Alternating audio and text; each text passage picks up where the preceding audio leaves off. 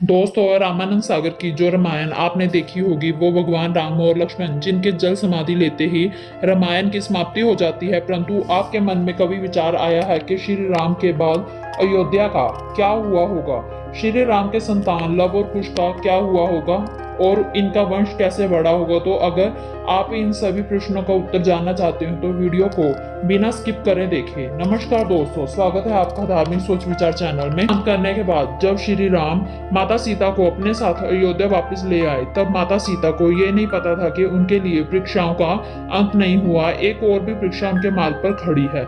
जब राम ने प्रजा के सामने सवाल उठाने पर माता सीता का ही त्याग कर दिया, तब उन्हें वाल्मीकि आश्रम में रहने के लिए जगह मिली। यहाँ उन्होंने अपने बेटों लव और कुश को जन्म दिया था और उनका पालन पोषण भी वही हुआ। तो होने के बाद भी कहा जा सकता है कि माता सीता के साथ ये सब होने के बाद भी श्री राम का प्रेम ही था, जो कि माता सीता को त्यागने के बाद भी उन्होंने किसी दूसरी रानी से शादी नहीं की। वह माता सीता की कमी को पूरा करने के लिए अपने साथ सोने की गुड़ियों को लेकर बैठते थे। सोने आइए अब जानते हैं कि जब भगवान श्री राम ने राजपाट छोड़ा तो रघुवंश का क्या हुआ और राज्य पर किसने शासन किया। श्री राम के राज्यपाट छोड़ने के बाद कुश अपनी सेना के साथ अयोध्या आए और उन्होंने वहां के शासन संभाला। उन्होंने कुमाधावती से विवाह किया और अतिथि के इसके बाद अतिथि के पुत्र हुए निषाद, निषाद के पुत्र हुए नल, नल के बाद हुए नव और इसी तरह ये यदावंशी बढ़ते बढ़ते आगे पहुंच गए। महाभारत के वरहत बल तक, इतिहास के वरहत बल का जिक्र 50वीं पीढ़ी तक होता है। ये श्री राम के वो वंशज हैं जिन्होंने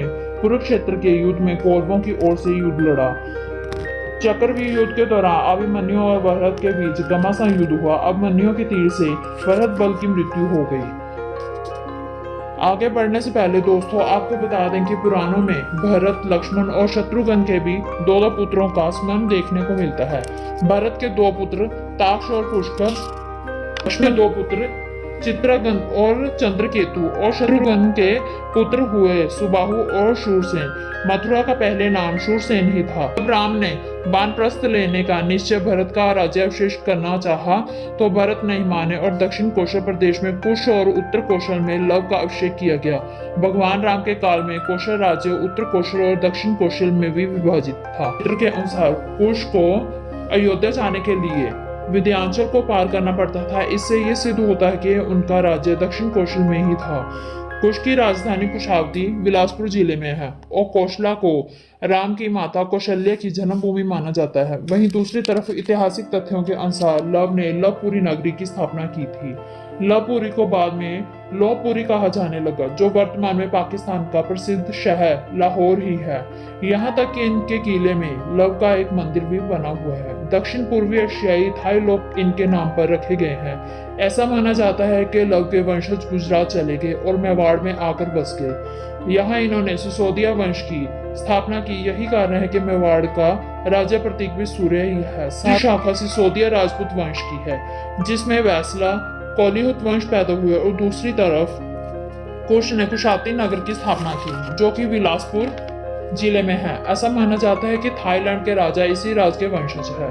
शायद इन्हीं वजहों से थाईलैंड के राजा को आज भी राम की उपाधि देने की प्रथा है। साथ ही कुश के कच्छावा वंश की उत्पत्ति और शाखाएं बढ़ी। हिस्ट्री ऑफ एशियन के अनुसार कुश की मृत्यु एक असुर से युद्ध करते समय हुई। ऐसा कहा जाता है कि लव और कुश एक ही वंश आगे बढ़ा।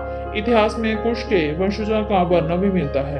पुराणों में इस सूर्य पुत्रों का भी उल्लेख मिलता है, जिसमें एक नाम राजा सिद्धार्थ यानी कि गौतम बुद्ध का सूर्य वंश के अंत में राजा सुमित को जाना जाता है, जिसको नंद वंश के संस्थापक पद्मानंद ने हराकर अयोध्या को कब्जे में ले लिया। इस समय ये ईसा पूर्व के 420 से 360 के आसपास तक का माना जाता है। दूसरी तरफ से 2019 में कानून ने ये भी पूछा कि राम के आज भी वंशज है। तब राजपूत के राज्य परिवार में दिया कुमारी ने एक पत्रावली के जरिए से कुछ सबूत पेश किए, जिस पर अयोध्या के सभी राजाओं का नाम कर्मव्रत अनुसार लिखा हुआ था। इसमें भगवान राम के वंशज के रूप में जय सिंह सवाई के नाम था।